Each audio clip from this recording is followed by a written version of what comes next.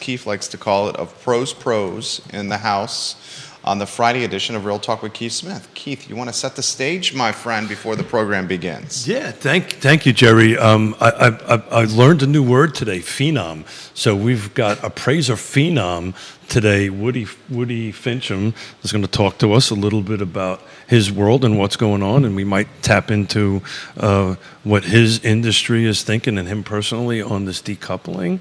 And then we have the pros, Candace Vanderlinde joining us to just bring her awesomeness to the table and definitely raise the level of beauty on set for sure. So thank you. Oh, look at that, Candace. There you go. Thank you. Yeah, it's a Friday, guys. Yes, no, your commission rate's not changing. But so let's try. Viewers and listeners, let us know your thoughts. Ask some questions. Join us with the discussion. I'm very excited about a panel. I enjoy the panels on Real Talk, and we are live wherever you get your social media content. Judah Wickower, the director and producer of this fine and fair talk show. My friend, Judah Wickower, we can start the program when you are ready, sir.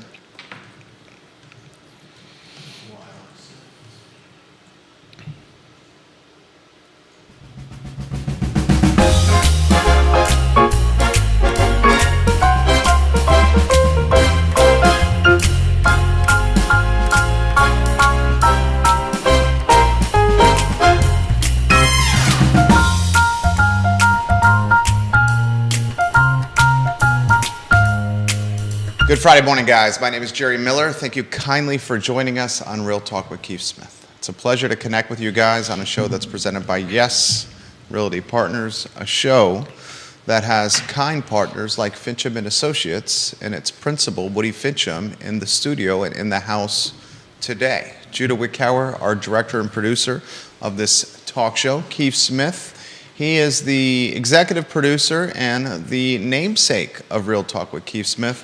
Judah, if you can go to the studio camera, and I will let the namesake, the man whose name is on the marquee, set the stage right here. So, set the stage. I'm going to do a little selfless PR PSA plug for the moment. I just want to give a thanks out to Tiger Solar. They're sponsoring a little event that Yona and I are putting on at Lake Monticello. We do this every year at our little neighborhood within Lake Monticello, and we bring a big old 40-yard dumpster, and we let our neighbors go ahead and put all their stuff in it. So Woody, if you're out and about on Sunday and you need to get rid of some stuff, swing by the house, dump it into the dumpster. But Tiger Solar, helped sponsor the dumpster. So I just wanted to give them a little bit of shout out. So if you need to throw something in a dumpster and you live close to my house at the Acres, swing on by and go ahead and do it. I wanted to kick off today. We're now 4 weeks into the NAR's announcement of the decoupling or the settlement of the class action suit. And what I've been doing since then is I've been tracking day over day what listing agents are offering to buyer's agents. So, Jude, if you got time, slide number 1, it's just a quick little overview, and then I'm going to kind of hand it off to our panels to kind of talk a little bit about their thoughts. Oh, thank you, Judah. Their thoughts on this impending decoupling. So what you're looking at real quickly, this is day over day. Since the last 4 weeks, there was 334 listings that came on the market. 67% of them had 3 eggs. 3% of them had 2.75 parts of an egg. 25% had 2.5. 0.31 had 2.25. 15 had 2. And 1 had 0, which is an interesting note to 0. The 0 was a $1.8 million listing. So at the moment, it seems to be tracking what it has prior to the announcement that we're kind of looking between 3% and 2.5%. I'm going to continue to track this every month. I'm going to kind of update it up until we hit the formal decoupling and see what impact it really does have on the buyer side. So Woody, what is your industry thinking about this? It's a topic of conversation for sure. Just about every agent that I talk to anymore is asking me what we're going to do as appraisers when as this is occurring and when it does finally go into effect, in July. First and foremost, I have to say that I am on the CAR board, so I'm not speaking on behalf of the association. Everything I say today is on my own behalf. We're not expecting there to be much of a shift as far as the market value aspect of it goes. I mean, commissions have never been considered in what we do because it's usually just the cost of business to do business, to sell a piece of property. It's just a fee that's usually associated with it. Does it matter to the buyer and the seller? Absolutely. But that's not something that we're looking at as like a lot of folks are like, well, is it going to become a concession? No, commissions have never been a concession, and as of right now, we're not seeing that change. Now, to caveat that, if the market starts reacting in a way that we need to address it in what we're doing on the market value side, we will, but we're not seeing any indication that that's going to be the case. So, Candace, if you just give me a minute, I just want a quick question. Mm-hmm. So Woody, from your perspective, let's assume, because I think this is what's going to happen, commissions, listing and buyers is going to end up in the contract. Yes. If that ends up in the contract, let's say right now it's in the contract, how does that impact your world and impact valuation? So you got to look at it from the transaction point of view. That's how we look at it as appraisers. So how's the market reacting? So if sellers right now have leverage because it's still a seller's market. So if a seller decides they're not going to participate in compensation for the buy side, are they going to sell the property for any less? The answer is usually no. They're trying to maximize what their return is on it. So they're not going to just magically say, well, as your chart shows here, 3% is the most common thing we're seeing right now. They're not going to just magically say, well, we're selling it for $1 million, we're going to drop it, $30,000 or whatever because because we're not going to pay the commission. They're going to absolutely want to make every cent of that they can. So they're not discounting the sale at all. So from a market value perspective, it really has no impact at all. So in my open letter I wrote out, there's folks out there that's not related to our industry that are actually saying that all of a sudden the homes are going to decrease, and you're thinking it will not. As long as our market stays as strong as it's been and the sellers are still in control of everything, I don't see it. Well, Charlottesville's not any more affordable because of this, that's for sure. Sorry, I want to jump in real quick. Please. So here's one of my questions, just popped up. And I love talking to you, Woody. I love being on the show. Thank you all. We love for having you on the me. show. So here's one of the questions, though. Okay, so we're talking about decoupling. We're talking about all this stuff, and how does it change? Realistically, everything is just, how does it record on one of these? And how does this go to the county or the city or the municipality and get recorded from A to B? That's what it boils down to. Okay. A buyer's buying something and they're paying what a seller is willing to sell it for. And then how does it record? How are things happening on paper? So currently, here, Woody, this is my question to you. How does it change what's happening now versus what's going to happen in the future? Because if eggs are being offered by a seller currently at 3%, 2%, 0, whatever it is, flat fee, whatever the case may be, that's already in the equation as part of the appraisal. So how is it really going to differ when the professional realtors and people assisting their clients with buying or selling their residential or commercial properties, how is it really going to make a difference if on this piece of paper it says the end result is the end result? Well, I mean, as an appraiser, part of our diligence is to talk to the parties involved with the transaction to understand what's going on. Motivation and how buyers and sellers interact with one another are very important, because what we're trying to do is certify whether or not the sale is what we call an arm's length transaction. And usually what that means is that both parties are acting in their own best interest. There's no motivation. Like, as an example, the court has compelled someone getting divorced to liquidate their property. In that case, they're probably not acting in their best interest. They're doing what the court tells them to do and how the court tells them to do it. So it does matter. What's on paper does matter, but we also have to verify that there's actually that it is in fact an arm's length transaction. But yeah, you're correct. I mean, it really is all about the actual the sales price, and if we're convinced that it's arm's length, then that's the market value indication. Now, I'm not saying that makes your job any easier or Nope. paperwork less by any means, but just that kind of simplistic understanding of, again, this is what we've been doing. That's why I love this area and being trained by professionals. Marjorie Adam, big shout out to her in my beginning stages of real estate here in this community, and understanding how to read the contract and what is happening in the representation standpoint of, as professional realtors, we're not legal representatives. We really have to be careful and cautious of how we basically translate the documents that we see, know, understand, and live, breathe, and sleep and dream about every day, and how to explain it to a server or a veterinarian or a talk show host or anybody from any walk of life that has no idea. They're busy in their life. You're doing your thing. That's what we do. So we're really working hard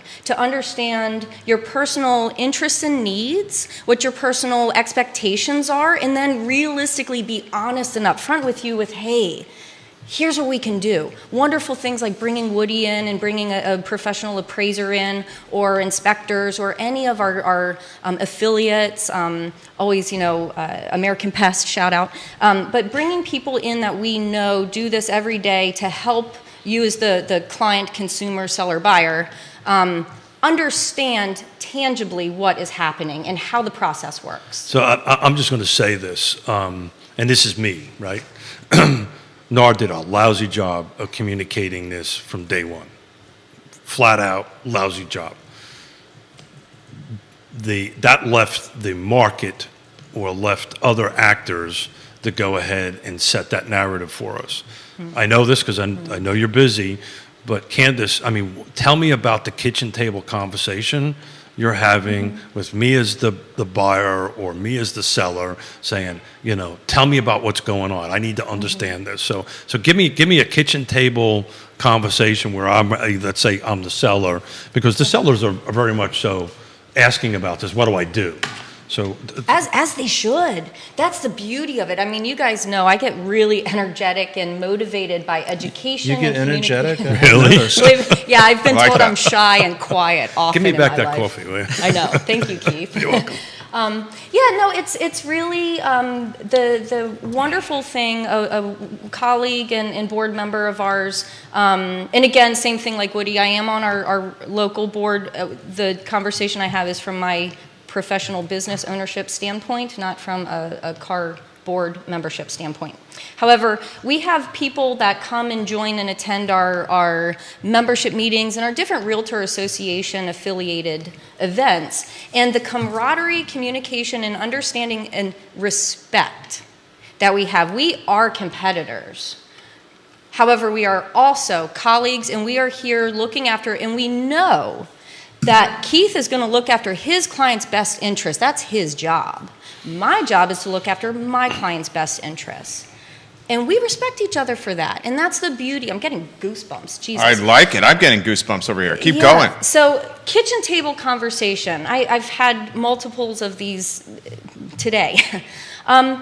Clear communication, understanding. That was an early breakfast then. Oh, yeah, always. There you go. But yeah, clear communication, understanding, and the beauty of being here in this area and having the opportunity to work with professionals in and around the Charlottesville and surrounding counties, not taking away other realtors from other organizations. But we have the conversation with the client. Hey, this is how I'm representing you. And I'm representing you as the seller, you said. We're at the kitchen table. Okay, my services to you are going to include A, B, and C. And at completion of settlement, we agree to a percentage of the price. We agree to a flat fee. We agree you're going to buy a home and sell your home. So I may operate in a different way. Maybe you're my cousin, long lost arm from somebody I don't even know, but I'm going to help you out because you need help. There's wonderful grants and facilities, it's the Thomas Jefferson Area Foundation, and different opportunities where all small business owners, I'll get off my soapbox, all small business owners need to look at how they operate. How do we get paid?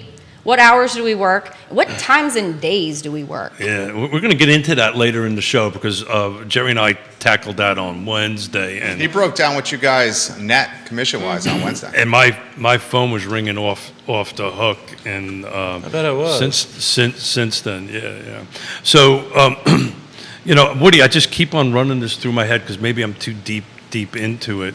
Is what is this really going to look like on the back end when this decoupling happens, right? Because it's going to happen. It's going to happen in July, right? Where we now do not have buyer agents compensation in the MLS. It'll be forbidden to be there. I'm struggling trying to figure out how we can help the first-time home buyer, right? That may not have that cash, and the seller may not have the room to go ahead and do that. From your perspective, how can we get to the middle ground on this? Well, the market always fixes everything. I mean, the market will normalize to the situation, right? Thought it was my doctor.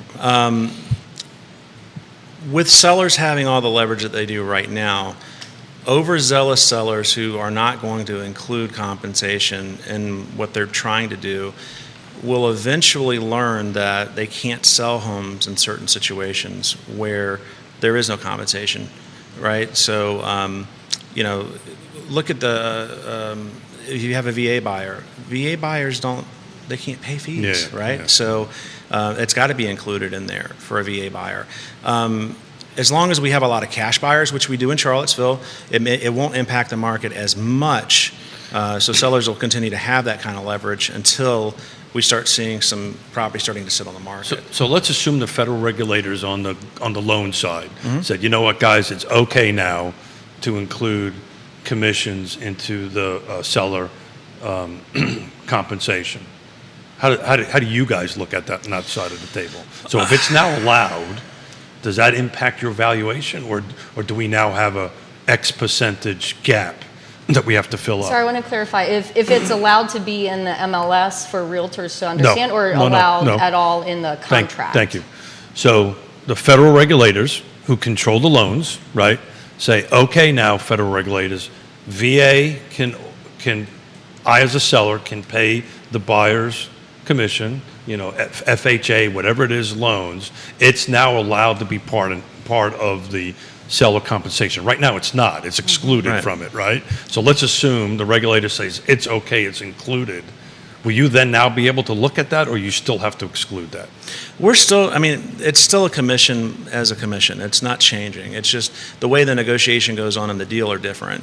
If it doesn't impact the market value of the property, it really isn't a consideration for us. When we're appraising a property, we don't address insurance costs or home inspection costs and things like that. Those are just things that are part of the transaction fee. Or transaction fees, rather, not just one thing. This is a great question too. So let's say I don't have any. Let's say you're going through or someone's going through the process, and we do the appraisal, and prior to closing, some major function, mechanical system or function of the property is needing to be replaced. Mm-hmm. Let's say you have a brand new alternative septic system. This is hypothetically speaking.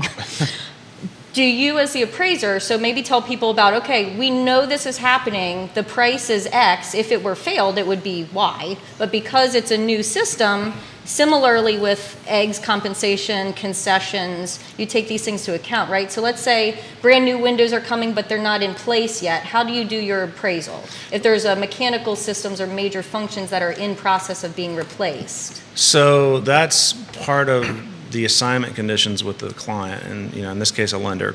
Most of the time, if you're doing conventional financing, it's going to be as-is value. So however the property exists at the time of my observation of the property or inspection, depending on which word you want to use, that's what we're going to be appraising it as. So if there's no heat in the property and it needs to be replaced, then there's a good likelihood that we're going to be coming back at a later date before you close, because most lenders are not going to close on a property without heat. That's a health issue. Mm-hmm. Or a septic system failing or needing to be replaced. If we're aware of it, That stops the process, though. Yeah, But I'm absolutely. saying if you're aware of it, like let's say as part of the contract, we say seller has already paid for new windows, but the window company is on delay Yeah. and we want to close, but the windows will be in 2 weeks. Yeah, so I mean, it'll be as Example. is, unless the lender says, "Hey, Mr. Appraiser, can you do this as a subject to?" And most of the time, the answer is no.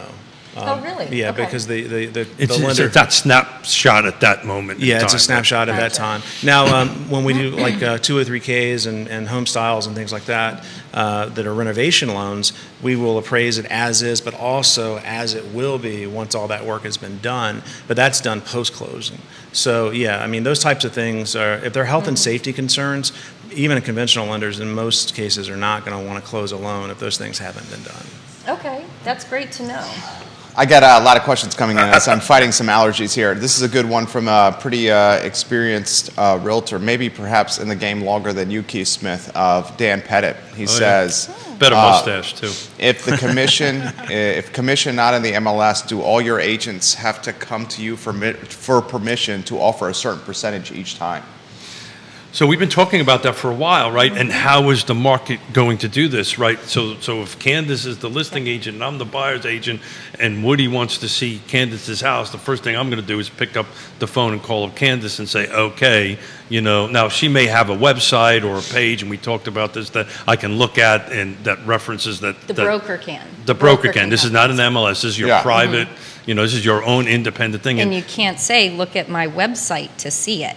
No, and it can't even. In the be MLS, tied- it can't You even. cannot They can't even even do that. refer And it to can't going even be to your tied to site. like IDX on the No, website. No, absolutely not. IDX, no. Yeah. I actually had a meeting with a couple of the You have Homes.com executives yesterday and actually asked them that question. You have to build a landing page not tied to any third-party That's exactly platforms right. that Realtor uses. And we But know then really- what's the one-step click then? I mean, how do we, there's, so ultimately, We actually just there's built so one much of on the these back out. end. We built There's one of so these out much. about this. So we're, our And I was team- about to say, I know somebody really good that can do that Yeah. for you. So one of the things that excites me about this change, and I'll be honest with you, I'm kind of excited about it, is it's going to require the two of us to have a conversation. Yes. It is going to require the two of us to have a Like it conversation. or not, you got to call me more, Keith. Well, You just need to pick the phone up. Yeah, I think I this do. is where Candace says you're gonna have to text me more, Keith. No, Yeah. no. Hey, y'all think I don't want to talk? Do we want to Come talk? on. Do we Maybe really you don't want to do wanna this talk. live? I'll do it. A follow-up response to you. Does the broker have any oversight in their realtor or their team members adjusting commission rate? So the broker's the broker. Yeah. The broker funnels everything out, so everything runs through the way the state agency law is set up. Everybody works underneath the broker. I can say this, for as long as I've been in this business, commissions have always been negotiable, right? Yep. Right? There's certain rules that certain brokers will do. Like, for instance, and I want to get into this a little later, we don't allow dual agency in our brokerage, right? And we'll talk about the pitfalls of that a little bit later. I know you're a little passionate. You're a little passionate about A little that. A little passionate about that. And As you should be. I'd love for you Yes. to jump in from your perspective Got on great it. examples. It is extremely slippery slope, but it's the broker that actually controls that. And I can tell you, you can just take a look at all, the percentage of eggs. I mean, I'm just shocked that out of 334 new listings since this hit the news, only one was at zero. Well, and like you said, I believe I tried showing that property, and I had and again, that's where it's great So communication. talk about that. You actually had a client Yes. that showed that individual property? I did. Well, they were interested, but then other This was the factors 1.8. came into place. Yeah. 1.8 million. Yeah. Yeah. And it, in any property, so I'm a note taker, so I have my notes in here. But so, for example, a wholesale deal, which is, I'll get into that. So wholesale, auction, foreclosure, for sale by owner, any of these types of things, Jimmy down the road wants to sell to Betty Sue, but Betty doesn't know whatever the case may be. We have to talk about Is this a how we Sesame get Street paid. show? It is, yes. Disney World, as Andy would like to say. So we have to tell our people, okay, you're interested in doing this. This is how I get paid, and here's what I can do for you. Do you want me to work for you or not? Yes? Great. Sign here, blah, blah, blah. Of course, it's a little bit more Obviously, it's a little more refined. And, Nuanced. I'm a little bit more But at the end of suave the in day, there. that's where we're at. That's the gist of it. We have a conversation, and you say, "Hey, look, if you're looking in this price point, and I had second-time home buyer. First-time home buyer wrote me this morning, purchased a property thinking about selling and buying or renting or doesn't know what to do and asked, what do I get paid to just come and talk to her about this? Oh my gosh. No, honey, no. I'm here to help you, to give you information and let you decide with tangible things. Now, this is me. Other people might want to charge to sit and talk to them. I like to talk. That's their right to do that. That's their right to do that. Absolutely. You go. This Not was sure one of the who things. would want to do that, but that's a Well, different doctor, story. I love using professionals. So we're small business owners. All of us sitting here are small business owners. There's a lot of small business owners out there, cleaning companies, you name it, all retail, all restaurant owners, all that. So let's have a Do you think the conversation. general public really understands that? No, because you go to the, this is my example. I thought of this the other day on Wednesday listening to the show. You go to the doctor, you pay to be seen. Then they pay for a diagnosis, then you pay for a treatment. And then when that doesn't work, you go back and you pay to be seen, you pay for a diagnosis, you pay for a treatment, ongoing. Or you do it on your own and you're still paying for things to better your life. Same thing with any professional. So if you're looking at buying or selling, real estate, you go to a professional. And I don't know exactly where I was going in all of that. But so with any small business owner, how we get paid, how we work, and our time, I don't charge, and most agents I talk to in this community don't charge to have that conversation. This is a conversation about education. And then you can take this and go on your merry way and choose what you want to do with it.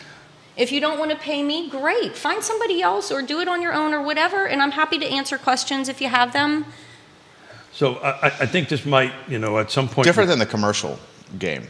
Different, yeah. Commercial agents are charging for time or setting up a retainer type setup to interact with clients. Just want to highlight that for the viewers and listeners. Residential, I'm not seeing that at all. Yeah. But residential can. I know of agents in certain price points in certain areas. If you want me to go to a certain place, maybe I charge you a driving fee. Or maybe you want to do a flat fee and you say, look, here's the thing. I just want you to put it on the market for me and I'll pay you up front for whatever, blah, blah, blah. Small business owners, you can work out your way that you run your business. If I want to pro bono somebody because I want to, that's up to me and my broker. And again, everybody can operate their own way. So I want to learn here. If a salesperson under a broker chooses to do a setup where it's for you to have my time, I need this amount of money, does that need clearance with the broker beforehand? Not only does it need that, the money has to go through the brokerage. Right. To get paid. Yeah. Right. Mm-hmm. So I got a follow-up for you. Go ahead. No, finish your thought. Yeah. So it not only does the broker need to approve that, it needs to go through the broker. So whatever dollar amount that you settle on to go ahead and do that, it has to go through the splits and the however that's all structured, and each brokerage is different before it ends up to there. My experience is much like Jerry commented. I do a lot of commercial work. Mm-hmm. The numbers are usually big. They're very long, drawn out years of projects on that. There is a retainer I charge, an hourly rate I charge, and it gets deducted out of the back end of it. They're generally they're always super sophisticated. They know what they're doing, and the amount that they pay me to do that is minuscule compared to all the fees and the engineering and the legal stuff we're going to get to that here. We're going to get to that here in a minute, but Jerry wants to do a follow-up. Well, no, you covered it. You said that the retainer fee would have to go through the broker first and then allocated to the salesperson. The only time I've ever done that in a residential perspective. Would probably be a development project. No, I've done it residential one or twice, but these were very big purchase numbers, right? Multi-million-dollar purchase numbers where we were all over the map trying to do something, and we negotiated a fee and stuff like that, and it came out of the back end. Well, and I've had through the years different people reach out for, who were interviewing other agents as well, and the question would come up, okay, what is your charge to meet with me? I'm like, oh, I'd Well, be happy to meet you. So again, so everything has an asterisk for the most part. I always have my bunny ears. So yes, as far as like tangible, the way it happens, liability insurance, umbrella coverage, all that fun stuff, the way in general, kind of, it reminds me of insurance, and I might be totally inaccurate on this, but let's say you look at State Farm or Allstate or Nationwide, any insurance company, right? That's the franchise brand. And then there are individual owners and operators who have teams and yada yada underneath of them. I don't know, Woody has a bunch of agents under or appraisers under him or his team. Everybody who works for me is an employee. Right. Yeah. But you can, so as a business owner, See, that's or the the thing to broker, really note here. There's a few brokerage scenarios that the agents are employees, right? Right. Right. But by and But most often, the agents are single owner Subcontractors. individual subcontractors. Well, there- Yeah. But their insurance is with the brokerage. So the brokerage gets to set the rules, the regulations, and all that for the most part. Yeah, so- and the agents comply. if you don't That's mind me how I jumping do in, it. so we are independent contractors that have an independent contractor agreement that's signed with the brokerage that you work in. The insurances, and this is super important to get out, and maybe we ought to put up slide 11 and talk about how we get paid at this point on this, and that's it on the listing side on a $500,000 transaction Yona and I did, and this is part of this 33%. This is this is what's called gross commission income. So this is after the split with the brokerage, right? The brokerage has E&O, errors and omissions, which is part of what we pay into that. But we pay Yeah. for our auto insurance, we pay for our health insurance, we pay for all that stuff. Yep. Comes out of our pocket every month, regardless of if I'm getting paid or not, and that's that 33%.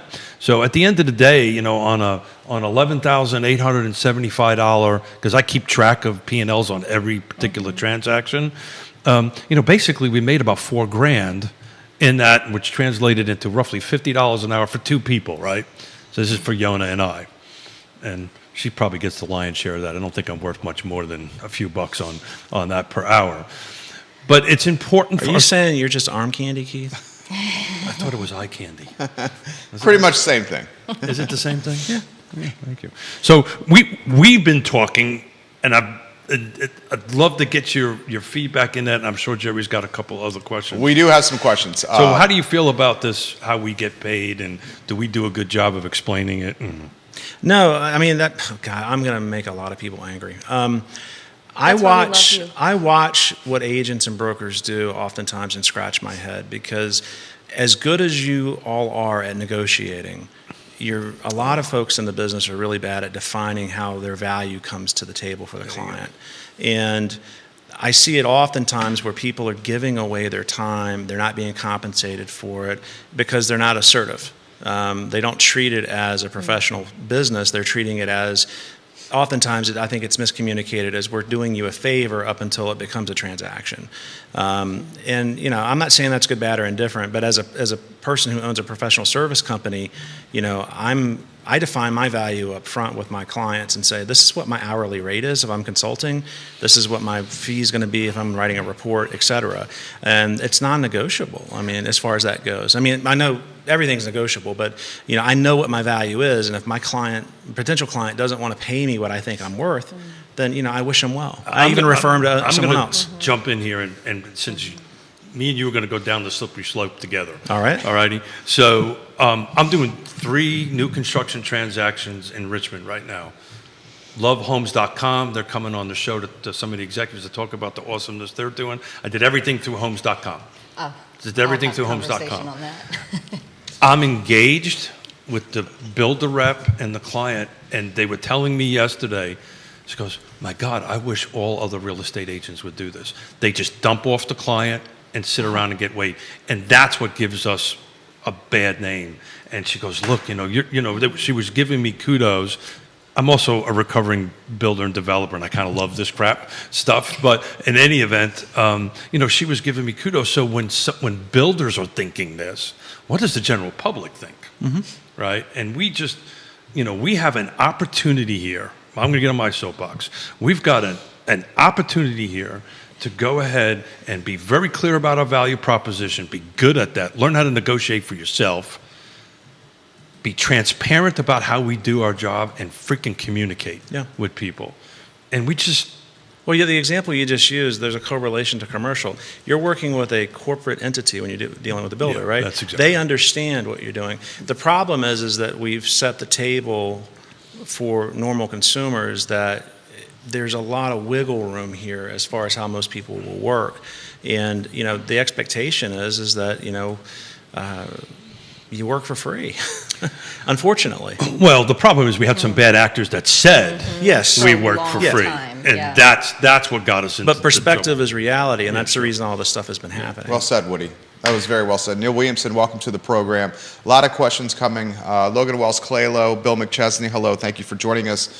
We will get to the question on what we think the future of NAR and the exodus of members of NAR that has been reported by legacy and traditional media. Before we get that, I know you had something to say about Homes.com. I would imagine it has something to do with HomeSnap and an app of previous usage. Is that where you want to go? You have such a Yes. great memory. Yes. No, Keith and I will be talking about that because I am very, very interested in seeing some wonderful new things coming around the corner. So I'll leave that at that. Well, Good they're little coming to poke our, there, Jerry. they're joining us in our office to talk about that. I know.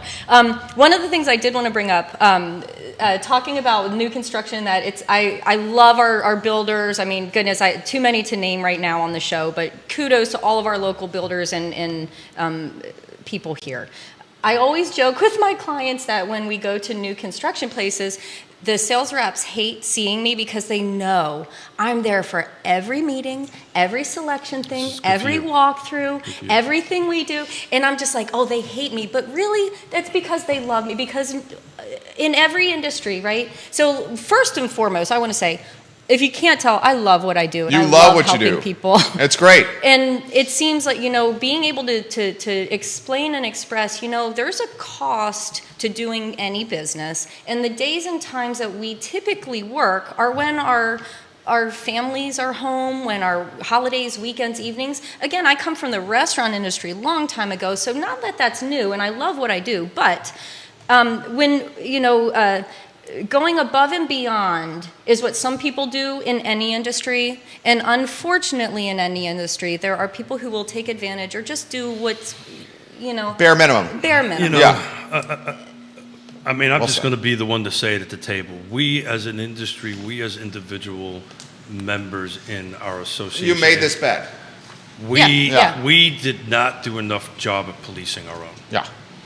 And ultimately, this is. I'd say was on the a result. so I am extremely, very, very proud of. I'm speaking nationally. I'm speaking. Yeah, big picture. nationally, I'd say it was horrible, and that's where, personally, I love being involved in our local Charlottesville Area Association of Realtors and Neil, and I mean Neil's the watching. amount of I know he always is the amount of local work that our realtor community and affiliates do. I mean, it's extraordinary. So Not an affiliate. well, either way, partners, friends, family, colleagues. Awesomeness. Yeah, so realtors and the like. But yeah, ultimately, it is very different here, and I think that it's so much nicer in this area when the national stuff happens and then people call sitting at the dinner table, buyers or sellers. It's been so much nicer, and agents that I help with to go, you know what? This area, the way we've been operating, it's clear, communicative. I'm going to do the best I can, and this is how we've been operating for X number of years. So- and I love being able to say that confidently. So I'm sure there's some questions for Woody on there from an appraiser's perspective, but I'll get this out there. Since 2012, it's been the law, a buyer-broker agreement in the state of Virginia. Exactly. Many states still don't require that. Other states, and I want to get into Woody's dual agency thinking, dual agency thinking on that. Many states have banned that, Florida being one on it. So unless there's a question specifically for So Woody- Elizabeth Mason on Woody's page says, as a consumer, we appreciate the transparency. It allows us to make the best choice for us. The fact that we're even having a conversation that transparency needs to get better just blows my mind. Oh. What do you think about dual agency? Well, I put a question out on the Ask the Appraiser group yesterday or the day before because I'm trying to understand it more. Dual agency is confusing to me because by law, I can't be an advocate for anyone except for my opinion of value. So, Well, your client's technically the bank, right, or the lender. sure, but I'm In not most advocating cases. on their behalf. Yeah, I'm got trying it. to advocate from a public trust perspective. Got it. And like I said earlier, perspective is reality in most situations, right? So I never understood where dual agency is legal, how anyone could ever see it as being quote unquote ethical. Because, and I'm starting to understand it a little bit better, because usually in the situation where you are doing dual agencies, you're more of a contract facilitator than you are really advocating for either party. At least that's how you're supposed to do it. That's correct. The problem with the situation I have is that if it becomes just the perspective of the consumer, one of the buyer or the seller, that you are perhaps advocating a little bit one way or the other, you've just put yourself in the crosshairs of a lawsuit. Man, I'll tell you what, you think these lawsuits are bad? Wait till that stuff starts Yeah, happening. and they could be completely wrong, but just their perspective is, hey, on the buyer side, say, you're advocating for the listing side more than you're advocating for us, or you're advocating at all, is a problem in that situation. Money So- makes people funny. When somebody starts losing a lot of money because somebody said or done something and crossed the line, which is super thin on that, you think these lawsuits are bad. Wait till the one-on-one lawsuits start happening. One of the answers to my question that I thought was very astute is that the states where you see dual agency being legal are states where the realtor associations have a tremendous amount of lobbying power, and they've been able to convince the legislators in those particular states that it's a good thing. But there are states out there where dual agency is absolutely not allowed, because how do you ever change the perspective that you're somehow not advocating? Because most of the time, as a real estate agent, you are advocating for your client. You're not acting as a neutral party in the middle. Without calling out names or very specific situations, have you seen that in your business where you've seen certain agents cross the line on your interactions with I them? have. Yeah, that's what I thought. So I think this is a really good opportunity, I believe, again, for education, just to break down some of the terminology that's being utilized. So the big difference is dual agency means one licensee is doing buyer and seller, both sides of the transaction. Again, we talked about that. Designated agency is something totally different. And there's also consultants. Totally different. So designated agency is something that happens all the time, and I wanted to explain that just a little bit, because what that means is, let's say in Keller Williams, there are 600 realtors in this area. Even Keith and I. Keith doesn't know my clients. He doesn't work with them on a daily basis, and he doesn't talk to them like I do. So, and vice versa.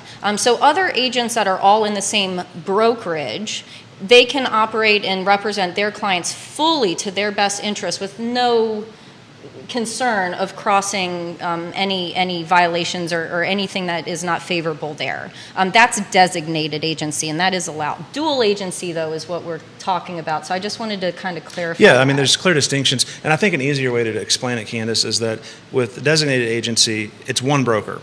You've got two agents working under the same broker, but the designated agent's working for a specific client, and then the other agent on the transit, there's another agent in the same brokerage. They're working independent of one another, and so that's what designated agency is. Yeah. So we're required by law, if we're going to do dual agency, to have a document signed. And I'm going to read, and I won't go through the whole thing, but I'm going to read the last sentence that talks about what the licensee can or cannot do. Specifically, the licensee may not tell the buyer and that the seller, tell the buyer that the seller will accept a price lower than the listing price, nor the seller that the buyer will pay a price higher than the price offered. So to your point, it's really an administrative thing. Yeah. And there's a reason why attorneys don't do this stuff. It is so damn slippery. And I mean, it's illegal for an attorney to do this, exactly. but they allow it in this situation. I mean, real estate agency and brokerage they've got some different ways of doing business. I mean, as an example, the way the tax situation's set up, with the way that you guys do business, y'all are the only business I'm aware of that's allowed to have independent contractor status the way you do, because in a lot of other businesses and industries, that's in the radar. You know that, right? Yeah, I mean, it's an employee-employee thing, That employer-employee is thing. on DOJ's Yeah, I know. radar, right? Are you really an independent contractor, and I know this because as a recovering developer and builder, you know, I would get looked at all the time. Is Candace, my drywall contractor, does all my work, really an employee or a contractor, right? Now, I think what keeps us out of the slippery slope on that is because we work for so many different people, right, as independent contractors. I don't think it's going to have a lot of legs to it, but it's being looked at, and to what we kicked the show off pre-production show, you know, DOJ is now allowed to start re-looking into investigating NAR. So this is not going away. It's not over, no, by This no is means. going to get deeper and deeper and deeper. Sarah Hill Buchensky, who's a realtor, says, and if dual agency is explained correctly, why would buyers and sellers agree to it? Agreed, 100%. Yeah, which 100%. is a great point. She's basically 100%. saying who would go into a professional relationship where their consultant is representing both sides. I mean, you can't do it and provide just service to your client if you're representing both sides of a transaction. So what Although I- you do see this, and Yeah. hate to go Well, I back to think- this, you do see this in commercial. And that's you where do, there's you do, but typically it's very transparent. Everybody Yep. knows exactly what they're doing. And generally, the folks on either side are more sophisticated with purchasing. And in my experience has been they're usually sitting at the table together. Yeah. Right. Well, and that's where I want to just again with the little asterisk mark. Everything. So let's say Jim and Sue know each other. They want to sell a property from one to the other. Everything's all worked out, and they call me and they say, "Candace, we want to do this. How can you help?" Well, they've got it all. So every situation is different, right? But doing it as a dual agent is not the paperwork process that I would go through that transaction, right? So there are different ways that the broker would be paid throughout doing administrative duties for people who want to buy, sell, do whatever. But the dual agency is not the paperwork process that would go about in the representation that would be described in that transaction. So there are a lot of different things that happen all the time, of course. And similar to commercial, if people are knowledgeable, informed, communicating, and know exactly transparently what is happening and where the funds are going, then there are papers to process that appropriately. This comment, well, keep going, Keith. I know you had something to say. No, there. I I'll get just to- wanted because to- this one's off topic, this comment here. I just wanted to add something. If we go back to slide number 11, there's a 7% little piece of the pie that says other buyer credits, right? So if this was a dual representation, we would have not been able to do this. This was a home inspection situation where the seller couldn't make the repairs. We contributed a substantial amount of money to help to make that transaction happen. Now all of a sudden, as I'm doing dual representation, I can't do this because one would benefit one over the other. Sarah Hill Buchensky says, and she follows up, you're not actually representing, though, in dual agency. That's exactly right. Exactly. And in a lot of ways, with the dual agency, you've become more of a transaction coordinator or a facilitator of the deal, just pushing the deal forward, as opposed to providing honest feedback to your client. But Yeah. That was well I mean, put. we're struggling doing value. I'm just going to say this: we're struggling doing value proposition, being transparent. That is a very slippery slope. Follow-up question on another page is, how is there dual agency transpiring or happening here in the area? Of course. Yeah, I'm sure that there is, right? Yeah. You know, I know, I can tell you most brokerages don't allow it. Back to your question about you only can do what your broker tells you can do, you know, from that perspective, legally. Well, how about a follow-up question then from me? What are the accountability measures to police dual agency not done properly in this area? What are any accountability measures? There you go, right? yeah. What's the liability? Usually, well, Is I it would say DPOR? just Is that the in a- accountability, or is there account? I mean, No, what- I mean, there's, I mean, how with the much you local wanna pay? association, What kind of courts you want to go through? Is it worth you, it? as a member of the association, you do have the ability to, there's an ethics committee. So it can, anytime there's a complaint with a realtor, as a member of NAR, you can go through the ethics complaint process with the local association, but yeah, DPOR would be the next stop after that. So the level of depth of violation of dual agency is not just that, because now the broker's on the hook, right? You know, and then somebody's going to get DPOR involved in it and get the state involved in it. It's just not, but I just want to touch I know on, at your shop, though, broker supervision is hands-on, and you guys are involved in everything. I know, I'm not going to name any names, that that's not the case for all brokerages. So Where a lot of salespeople are pretty much operating I don't want to say unsupervised, but they have a tremendous latitude. Yeah, and that's where compliance comes in on our side, right? Right, and that's where transparency comes on. Look, I wrote in my letter, and I'll say it again, that's a bad actor, right? And if somebody at this table knows somebody's doing that, I was going to say drop a dime, but I don't think it costs a dime anymore. Whatever a phone call costs right now is you need to go do that. And I'm just going to say this out loud. I think part of the problem with our ethics thing is some of it should be a bit anonymous, because who's going to drop a dime on another agent, right? It should be anonymous. Right now, and correct me if I'm wrong, it's set up more as like a legal process. It's very open, it's very transparent. I know we've been talking about transparency, but if we're gonna go ahead and police ourselves, there has to be a better way of dealing with bad actors. If we have agents that are doing that, that is a clear violation of law. And a clear violation of our ethics, and they should be held accountable for that. Well, here's the thing. In life, in all types of scenarios, we'll use this one as the example, like you said, Keith. So again, locally speaking, I joke that this is the Kevin Bacon of towns, because everybody knows everybody in some way, fashion, within 2 to 3 people, right? And that's the problem with not being anonymous.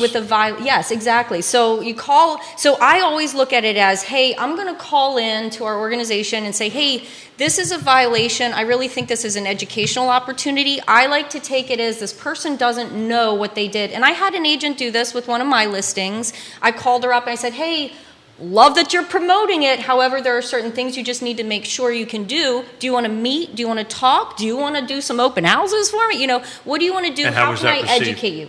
She was, oh my God, I had no idea, and then thank you, and then, still keep posting it. Yeah. A great idea the other day, yesterday, an agent had a new listing where the seller gave permission for other realtors to professionally and appropriately come and post social media videos and stuff, and was offering like come check it out. So there are different creative ways. I know Keith is tightening up here, but yeah. No, go ahead, you finish.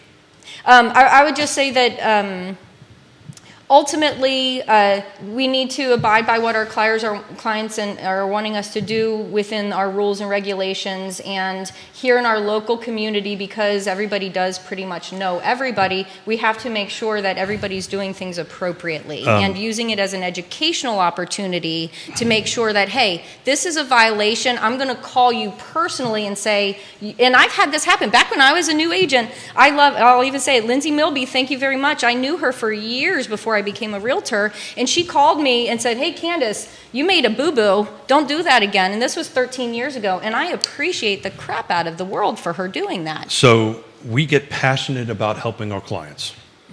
Sometimes that gets the better of us. As those who watch the show know, that I'm the chairperson of the Piedmont Community Land Trust. We had an opportunity in coming soon. I had a half a dozen very reputable local agents call me and say, can I get in there? Just let me in. I That's won't tell exactly anybody. right. Nope.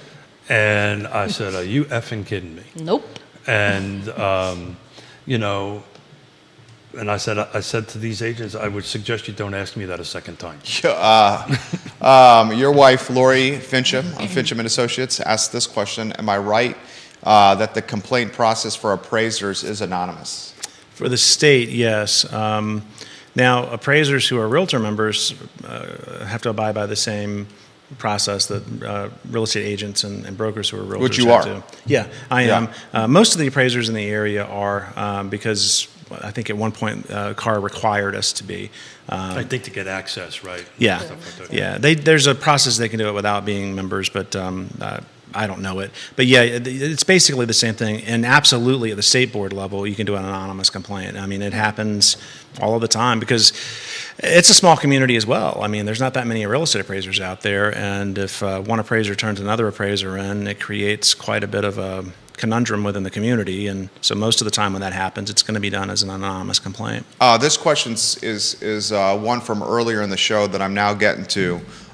There's been a pretty significant exodus of agents in the National Association of Realtors. Some media outlets reporting as much as 800 agents. This is from Dan. And he says, what do you think about this, Keith, Candace, and Woody, about such a significant exodus from NAR and how it could trickle down to VAR and CAR? Well, being an analyst for a living, 800 out of 1.5 million, I wouldn't call significant at this point. It's something to definitely watch. But I mean, it's the largest professional organization in the country, and definitely one of the most powerful ones. One of the most influential lobbying groups in the country, for sure. Yeah, I mean, they are, as a professional organization, I think they spend more money on lobbying dollars than anyone. They do. But long story short, I mean, 800 I wouldn't consider significant at this point, but it's something definitely to watch. Well, I've talked about the 6 things of real estate. Number 5 is timing, right? And that's what we're talking about right now is timing, right? You are, when the dues resets happen, Yep. right, you're going, see a larger outgoing on it. Also, there's nobody really know. No, we just don't have this clear, concise communication about what's happening next, right? We just don't have it. Right. Unless there's emails and I read this stuff profusely. I don't see anything out there.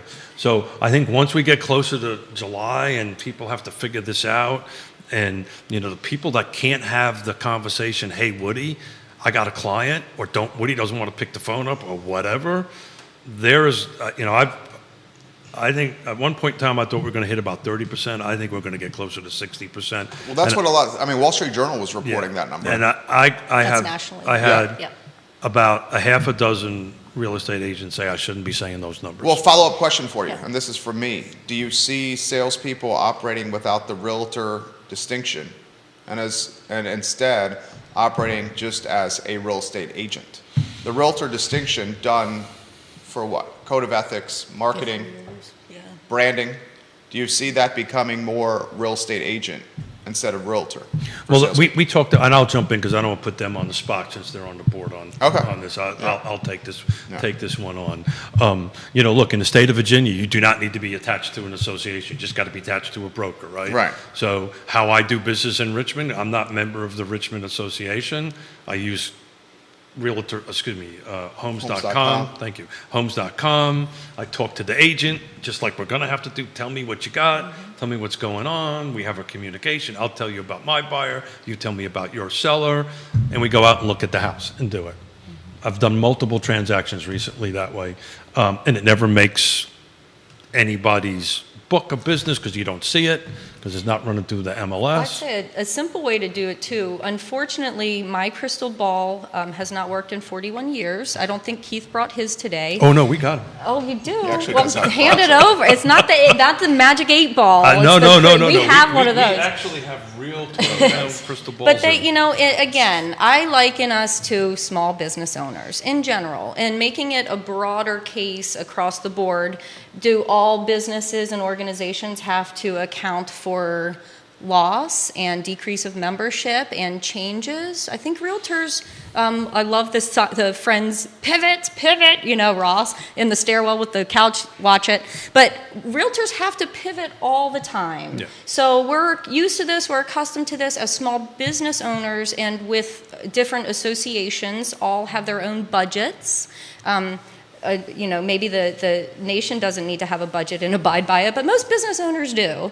So budget appropriately, we account for loss, we account for members leaving, and we account for the pros to continue to strive. So if it's decreased a little bit, you know what? Every day there's new agents coming on and asking about licensing and getting trained. So our area, I think, is a different statistical bubble than the national averages. We are different as a community of professionals. I work in several different associations across the state because our firm specializes in mansions and luxury property. So our geographical coverage area is pretty large. So we're in multiple associations. I came from Rain originally. That's where I started my business. Many years ago. It was in Tidewater. it's more cutthroat down there than it is up here. Oh, yeah. This is a, and I'm not trying to. And in that area, they don't belong to NAR, right? They do not. No, Yeah. the MLS is actually a separate entity from the association. Yeah. It's a co-op among the brokers. And I'm not trying to throw them under the bus. It's a great community down there too, but it's very predatory in the sense that, predatory is the wrong word. It's just cutthroat. People are That's the right word. Maybe just not for air, but yeah, it's, for sure. competitive. I'm going to get some phone calls on that one, I'm sure, because we do have people that watch from down there. But what I will share is an analogy. The appraisal profession and the real estate sales profession they're not that different, or they weren't for a long time. We have the Appraisal Institute for Appraisers, which is the largest professional organization. We've got NAR, which is the largest professional organization for real estate sales. Appraisers have done very poorly advocating on behalf of themselves because they have, for the most part, I think we have 14 or 15,000 members in the Appraisal Institute now out of 75,000 practicing appraisers nationally. It's a very small. So here's the difference. You don't have to belong to that. We don't, but We do. because we chose We to. want to be in the local MLS Right. at the moment. We need Of to course. be member to a part of these.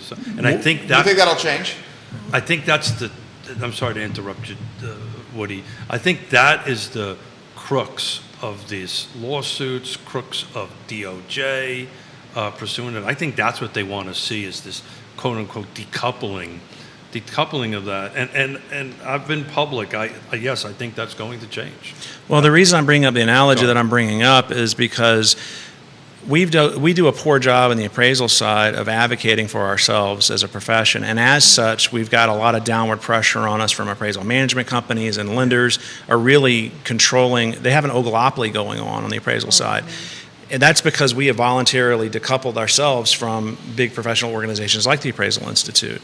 If we see a mass exodus from agents from NAR, it's going to become a problem, because then you're going to be an island unto yourself, and you're not going to be able to advocate and lobby as a group as effectively as they have been able to do. The reason NAR is so powerful is because they have numbers, And that, and the end of the day, that's somebody's game plan. Don't know who it is, but that's somebody's game plan, is to reverse that influence that NAR has. Guys, the show's been fantastic. I always close with some final thoughts for the panel here. We've covered NAR, we've covered decoupling, we've covered dual agency, market trends. I think it's pretty dynamic today, Keith. Thank you. So we're a little bit over. As always, thank you guys. We all get a little bit passionate about what we love, and You guys are great. one of the things I love to say, we all get to help somebody with one of the three things for a trip. We're required for a trip around the sun, which is, in our case, shelter. So we take what we do very seriously. We're very passionate about it. How about some closing thoughts from each, anywhere you guys want to go? And Any that's what I topic. was going to jump in at. Well, I would say your lovely wife says the same thing too, so I love hearing that. Thank you guys. I did have a valid, beautiful point, but now I'm put on the spot, so I'll let Woody take over. It's always a pleasure being on the show, and as always, Finchman Associates is here to help, all of our professional colleagues on the sales side and brokerage side. Just, call us with questions. I'm always happy to help, and whether we're working on it as an appraisal assignment or not, that's what a true professional does. We like to talk about what we do, and I learn a lot from those situations where someone brings me a weird scenario, and it's like, oh, I never thought about it that way. It's always a good thing. So we do appreciate that. And, I did remember now. So for our members and those involved with our local organization, we do have a lot of great information. Look on the CAR portal, the education, the calendars. We're answering questions nationally. Can't tell you about that, but locally we are here to help, call with questions, and that's my spiel on that. Thank you, everybody. We're a little bit over, and Jerry's got a show to get ready for. So thank you, everybody, and we'll continue this conversation next week. Candace Vanderlyn, Woody Fincham, Keith Smith, Judah Wickhauer behind the camera. The show is archived on Real Talk with KeithSmith.com. Click the Partners tab where you will find trusted advisors. Thank you so much for joining us this Friday morning. So long, everybody. Thanks, Excellent guys. work.